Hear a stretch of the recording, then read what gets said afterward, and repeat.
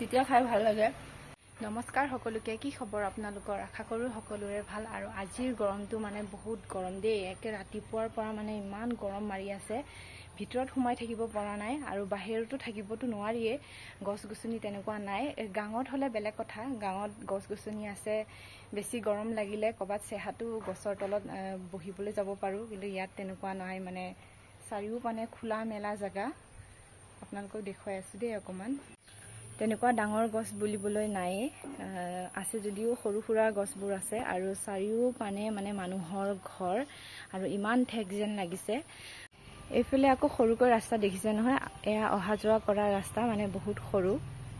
দিনটো কেনেকুৱা পাৰ হ'ব এনেকুৱা লাগে, কিন্তু ঘৰত থকাৰ সময়ত মানে ঘৰত ইটো সিটো কৰি থাকোঁ আৰু এইফালে আকৌ বাৰীৰ কাম থাকে, বাৰীৰ কাম বন কৰোঁ, গম নাপাওঁ মানে দিনটো কেনেকুৱা পাৰ হৈ যায়।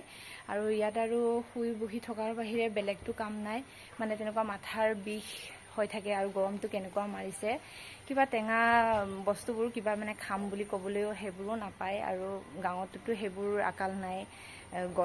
গছবোৰতে কিমান আম টেঙাবোৰ লাগি থাকে, নেমু টেঙা থাকে।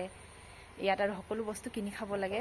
মই বজাৰৰ পৰা নেমু কেইটামান আনি থৈ দিয়া আছিলে, গাটোও মানে ইমান ভাল লগা নাই, মাথাটো গধুৰ গধুৰ যেন লাগি আছে। টেঙাকৈ অকণমান খাম বুলি ভাবিছোঁ আৰু ধুনীয়াকৈ মই ধুই কৰি থৈ দিছোঁ খাম বুলি। সকলোৰে কিন্তু সমান নহয় দেই, মানে কিছুমানৰ গৰম মাৰিলে ক'লে তৰমুজ কিবা কিবি মানে এইবোৰ ঠাণ্ডা বস্তু খাবলৈ মন যায়। মই কিন্তু গৰম মাৰিলে টেঙা বস্তুহে খাব মন যায় আৰু খুব ধুনীয়াকৈ ধুই কৰি থৈ দিছোঁ। তো আপোনালোককো মই দেখুৱাই আছোঁ দেই। এয়া নিমখ জলকীয়া আৰু লগতে বুট কেইটামান লৈছোঁ, নেমু এটা, ধুনীয়াকৈ মানে জ্বলা কৰি কিনে খাম। আৰু ধুনীয়াকৈ নেমু কাটি ল'লোঁ আৰু এতিয়া নেমুখিনি খাম আৰু বুটৰ লগত।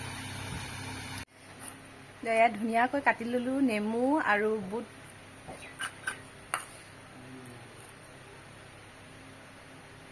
এয়া খাইছোঁ দেই।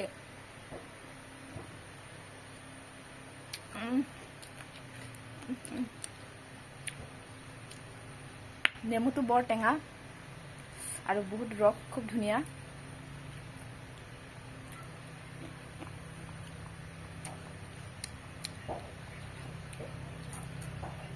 নেমু টেঙা খাই আপোনালোকেও খুব ভাল পায় নেকি বাৰু? ক'বচোন, জনাবচোন কমেণ্টত।